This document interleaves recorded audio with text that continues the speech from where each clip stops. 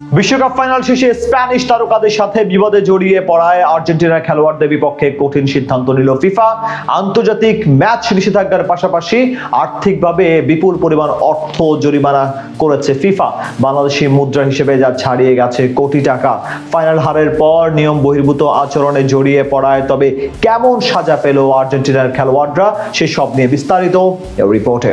বিশ্বকাপ ফাইনাল হারের পর মাঠে স্প্যানিশ খেলোয়াড়দের সাথে দ্বন্দ্বে জড়ানোর খেসারত এবার দিতে হচ্ছে আর্জেন্টিনার খেলোয়াড়দের। বিশ্বকাপ ফাইনাল শেষে বিবাদে জড়ানোর ঘটনায় আর্জেন্টিনার মিডফিল্ডার লিয়ান্দ্রো পারাদেসকে 10 ম্যাচের নিষেধাজ্ঞা দিয়েছে ফিফা। সেই সাথে আর্থিকভাবে জরিমানা গুনতে হবে আর্জেন্টিনার এই তারকাকে, দিতে হবে $90,000 জরিমানা। একই অঙ্কের জরিমানা করা হয়েছে নাহুয়েল মলিনাকেও। সেই সাথে 7 ম্যাচের নিষেধাজ্ঞাও দেওয়া হয়েছে মলিনাকে। এছাড়াও থিয়াগো আলমাদাকে দেওয়া হয়েছে 2 ম্যাচের নিষেধাজ্ঞা। শুধু আর্জেন্টাইন ফুটবলাররাই সাজা পেয়েছে এমনটা না, স্পেনের গাবিও পেয়েছেন 1 ম্যাচের নিষেধাজ্ঞা। অর্থাৎ বিশ্বকাপের ফাইনালের পর মাঠে উত্তপ্ত পরিস্থিতির সৃষ্টি করে আর্জেন্টাইন খেলোয়াড়েরা সেই ঘটনার তদন্ত শেষ করে এবার খেলোয়াড়দের বিপক্ষে কঠিন সিদ্ধান্ত নিল ফিফার ডিসিপ্লিনারি কমিটি। ফাইনালের পরপরই বিষয়টি নিয়ে তদন্তের ঘোষণা দিয়েছিল ফিফা। প্রায় 1 মাসের তদন্ত ও সংশ্লিষ্টদের আত্মপক্ষ সমর্থনের সুযোগ দেওয়ার পর শুক্রবার এমন সিদ্ধান্ত জানিয়েছে ফিফা।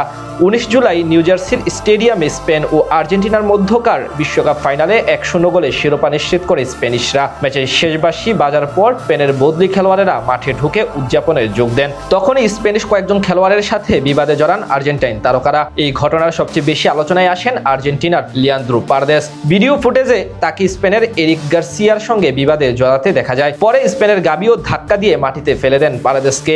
এর বাইরে নাহুয়েল মলিনার বিপক্ষেও স্পেনের অধিনায়ক রদ্রিকে আঘাত করার অভিযোগ ওঠে।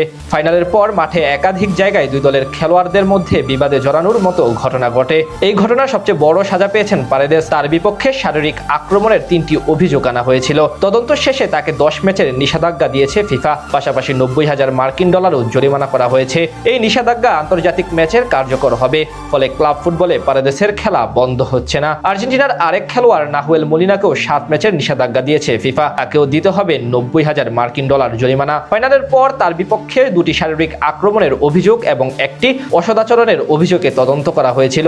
আর্জেন্টিনার থিয়াগো আলমাদাও সাজা থেকে রেহাই পাননি। তাকে দেওয়া হয়েছে 2 ম্যাচের নিষেধাজ্ঞা। একই সাথে $30,000 জরিমানাও করা হয়েছে। এদিকে শুধু আর্জেন্টিনার খেলোয়াড়দেরই সাজা দেয়নি ফিফা। স্পেনের তরুণ তারকা গাবিকেও 1 ম্যাচের নিষেধাজ্ঞা দেওয়া হয়েছে। তাকে জরিমানা করা হয়েছে $30,000। ফিফার তদন্তে গাবির বিপক্ষে আনস্পোর্টসম্যান লাইক বিহেভিয়ার বা অসদাচরণের অভিযোগ আনা হয়েছিল। খেলোয়াড়দের বাইরে আর্জেন্টিনার দলের কোচিং স্টাফের সদস্য রবার্তো আয়ালাও সাজা পেয়েছেন। ফিফার চূড়ান্ত সিদ্ধান্তে তাকে নিষেধাজ্ঞা ও জরিমানার আওতায় আনা হয়েছে। আর্জেন্টিনার ফুটবল অ্যাসোসিয়েশন বা এএফ এর বিপক্ষেও বড় অঙ্কের আর্থিক সাজা আরোপ করা হয়েছে।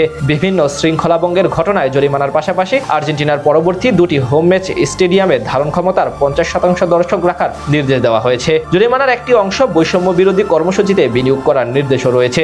আর্জেন্টিনার সমর্থকদের জন্য বড় স্বস্তির জায়গা হলো এই নিষেধাজ্ঞার আন্তর্জাতিক ম্যাচের জন্য। ফলে পারাদেস, মলিনা কিংবা আলমাদারা নিজ নিজ ক্লাবের হয়ে মাঠে নামতে পারবেন। একইভাবে গাবিও ক্লাব ফুটবলে খেলতে পারবেন।